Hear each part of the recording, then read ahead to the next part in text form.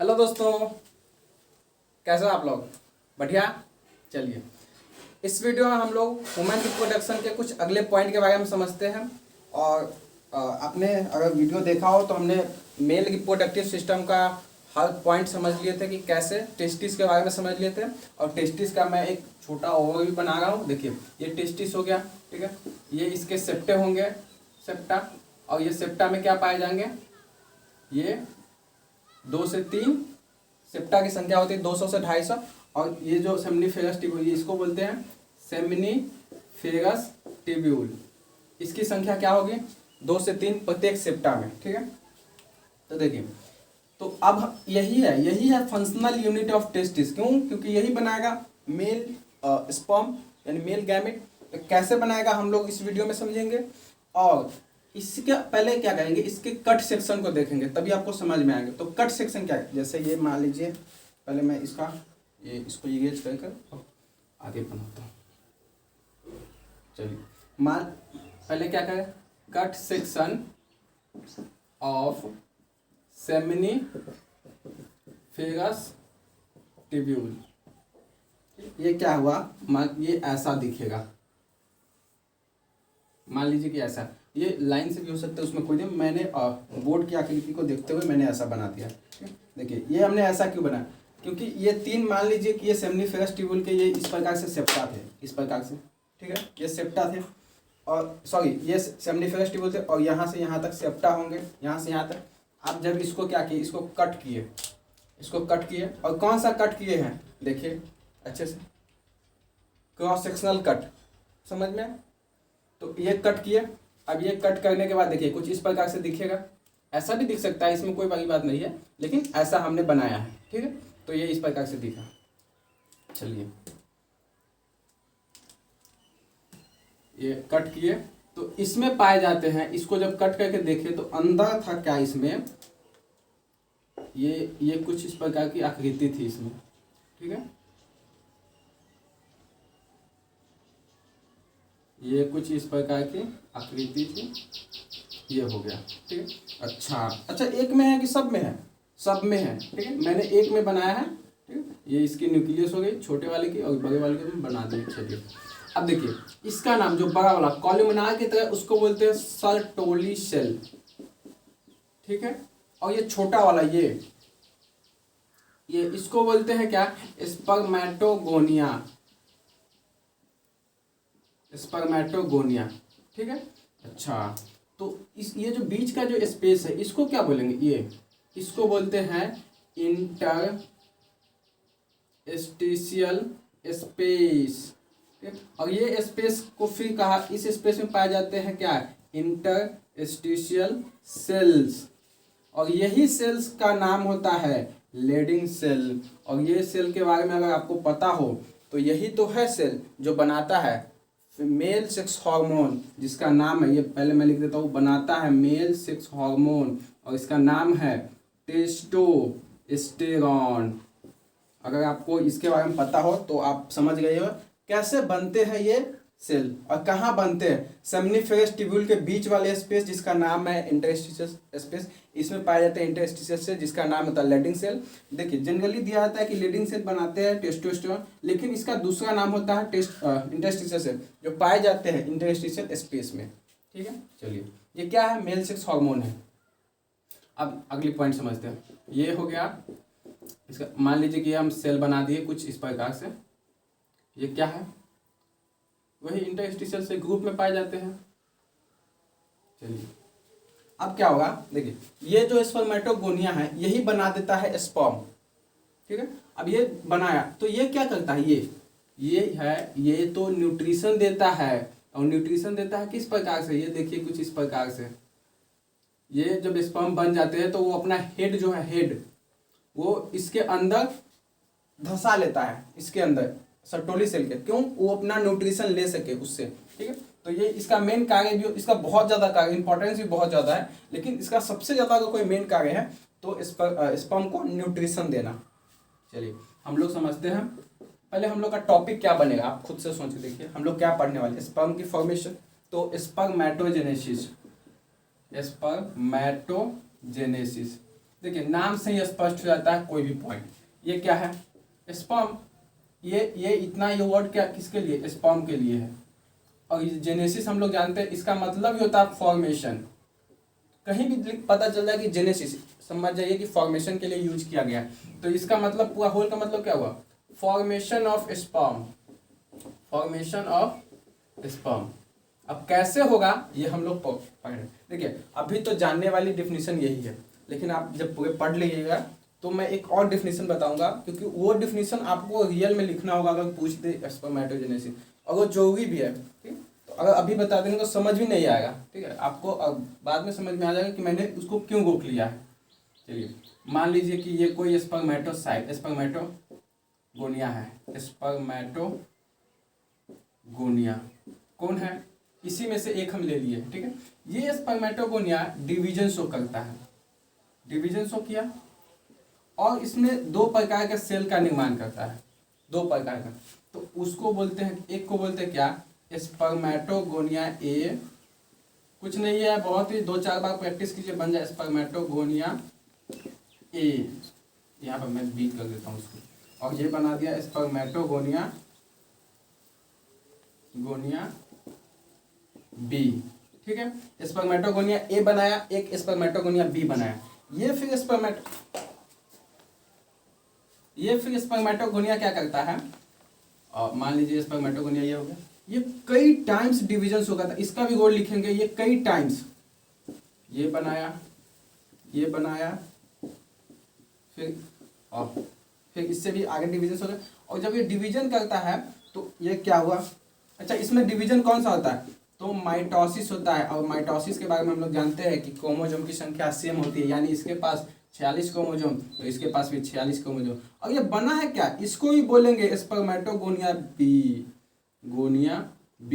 क्योंकि सेम बनाया है, उसमें कोई अंतर नहीं रहता है। अच्छा, तो देखिए इसमें क्या हुआ? मल्टीप्लाई हुआ, सिर्फ मल्टीप्लाई, इसीलिए इसको बोला जाता है मल्टीप्लिकेशन फेज। देखिए कई बुक बोलता है, कई बुक क्या है, रियलिटी भी यही है कि स्पर्मेटोजेनेसिस के 3 फेज होते हैं। First phase is known as multiplication. In this phase the only spermatogonia divides and forms spermatogonia B also. ठीक है, इसमें केवल और केवल स्पर्मेटोगोनिया बी डिवाइड करता है और बनाता भी spermatogonia B by mitotic division. और यहाँ पर ये बात इंपॉर्टेंट है कि कितना टाइम्स डिवीजन शो करता है।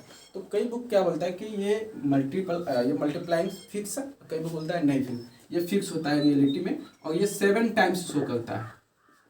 अब जब 7 टाइम्स है तो आप खुद सोच कर देखिए कि 1 से बना है 2, 2 से बना 4, 4 से बना 8, 8 से बना 16, 16 से बना 32, 32 से बना 64। देखिए कितना टाइम्स हुआ, 1 2 3 4 5 6, और 32 से बना 128, 64 से, ये 7 टाइम्स।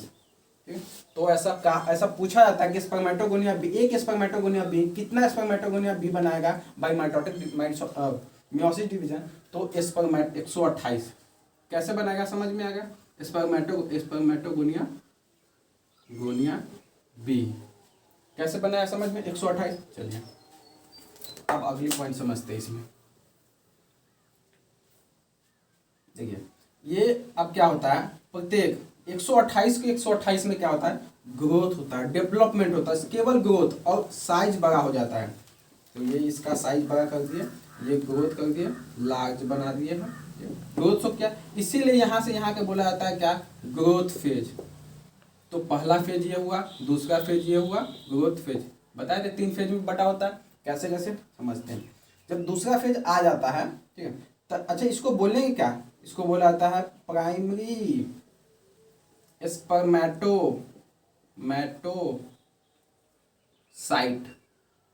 मैटोसाइट। प्राइमरी स्पर्मेटोसाइट कब बना है? प्रत्येक स्पर्मेटोगोनिया जो 128 बना, सारा का सारा बनाएगा, ये समझ में आया? चलिए ये फिर स्पर्मेटोगोनिया क्या करता है? ये फिर स्पर्मेटोसाइट क्या करता है? डिवाइड करता है, और यहाँ से स्टार्ट हो जाती है कौन सा? Meiotic division.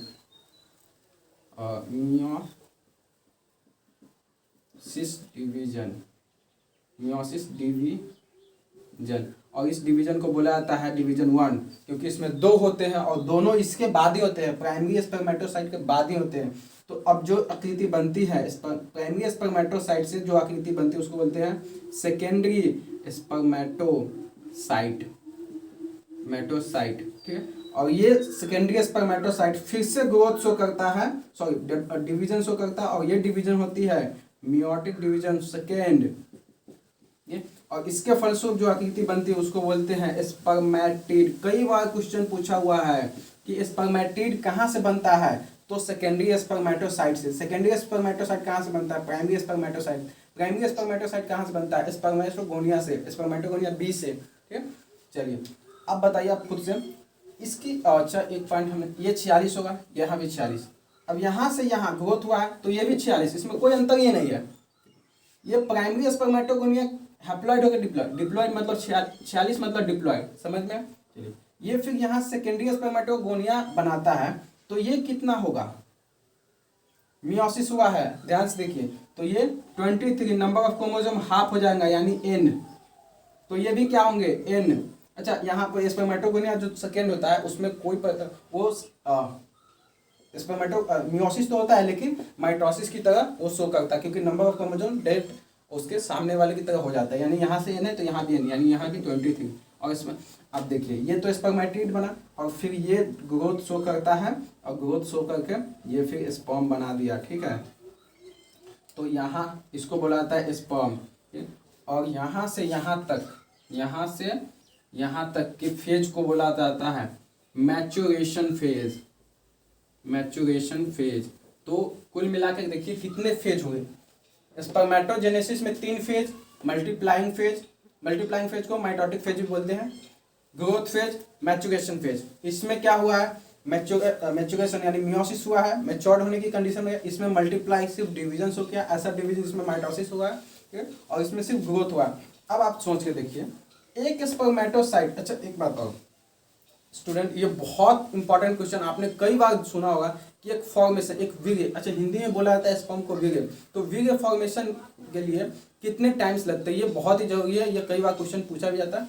तो ये देखिए यहाँ से यहाँ तक बनने में केवल टोटल 74 डेज लगते हैं। तो आपने कई बार ऐसा सुना होगा या फिर देखे भी होगा कई वीडियो में कि एक वीर्य यानी कि स्पर्म बनने के लिए कितने टाइम्स लगते हैं, तो 74 डेज। कैसे लगते हैं समझ में आ गया। चलिए अब अगली पॉइंट समझते, ये बहुत ही जरूरी है, ये पूछा भी जाता है। अगली पॉइंट इसमें इसका ये स्पर्म का न्यूक्लियस हो गया। चलिए देखिए यहाँ से यहाँ तक बनने की क्रिया को क्या बोलेंगे, स्पर्मेटोजेनेसिस। क्या हुआ, स्पर्मेटोजेनेसिस, समझ में। और यहाँ से यहाँ तो स्पर्मेटोजेनेसिस हो गया, फिर यहाँ से यहाँ देखिए ये स्पर्मेटिड हुआ, यहाँ से यहाँ बोला जाता है स्पर्मियोजेनेसिस, और इसी का एक दूसरा नाम होता है स्पर्मेटिलियोजेनेसिस, और एक और बोला जाता है स्पर्मेटोजेनेसिस। ये कई बार नीट में इसमें आए हुआ क्वेश्चन स्पर्मेटो, और बोर्ड में किस प्रकार से क्वेश्चन आते हैं कि स्पर्मेटोजेनेसिस और स्पर्मियोजेनेसिस में क्या फर्क है, अंतर आप बताइए। तो क्या हुआ, स्पर्मेटोजेनेसिस क्या है, स्पर्म बनने की क्रिया को कहाँ से, अब मैं रियल डेफिनेशन अगर बोलूँ तो क्या बोलूँगा, फॉर्मेशन ऑफ स्पर्म, कहाँ से, फ्रॉम स्पर्मेटोगोनिया, स्पर्मेटोगोनिया से बना है, by the division, many times division लिख देते हैं, बाय, इतना ही यहाँ पे लिख, अगर बाय डिवीजन लिखना हो तो यहीं पे by the division of spermatogonia, यहाँ पे लिख दो by the division of spermatogonia is called spermatogenesis, समझ में। और अगर रियल डेफिनेशन अगर पूछ दे कि स्पर्मियोजेनेसिस क्या है, तो only the conversion of spermatid into sperm. कैसे हुआ है, तो केवल और केवल फ्लेजिला आ गया, इसको बोलते हैं फ्लेजिला, ठीक है। हम लोग जानते हैं यही फ्लेजिला जो स्पर्म को मूवमेंट प्रोवाइड कराता है, चलने में तो मदद, इसीलिए मोटाइल होता है, ठीक। चलिए तो ये फ्लेजिला का डेवलपमेंट होना, स्पर्मेटिड से स्पर्म में कन्वर्ट होने की क्रिया को बोलेंगे स्पर्मेटोजेनेसिस, स्पर्मियोजेनेसिस। तो आई होप कि ये पूरे कैसे प्रोसेस चला है, कैसे आपको समझ में पूरे पॉइंट समझ में आ गया होगा। कहीं से भी अगर क्वेश्चन पूछे, एक और मैं क्वेश्चन बहुत ही आता है, मैं बता देता हूँ। देखिए ये पूछा क्या जाता है कि एक स्पर्मेटोगोनिया बी से कितने स्पर्म्स का निर्माण किया जाएगा। तो सबसे पहले आप समझिए, ये बहुत इंपॉर्टेंट क्वेश्चन है। स्पर्मेटोगोनिया बी से कितने स्पर्म्स का निर्माण होगा। तो देखिए स्पर्मेटोगोनिया बी कितने हैं, एक है, एक से फिर स्पर्मेटोगोनिया बी कितने बने थे 128, यहाँ 128। तो एक से यहाँ पर मैं लिखता हूँ, एक से बना 128, ठीक है। और प्रत्येक स्पर्मेटोगोनिया कन्वर्ट हुआ, प्रत्येक प्राइमरी स्पर्मेटोसाइट में, तो फिर ये स्पर्मेटोसाइट 128 में कन्वर्ट हुआ। मैं इसको इरेज करके तब बनाता हूँ, ठीक है।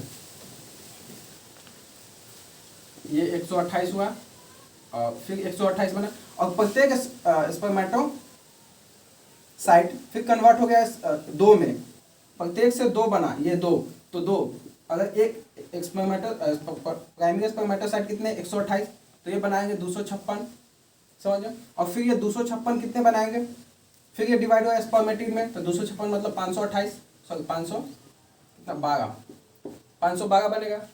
और 512 का 12 ही कन्वर्ट हो गया स्पर्म में, यानी 512।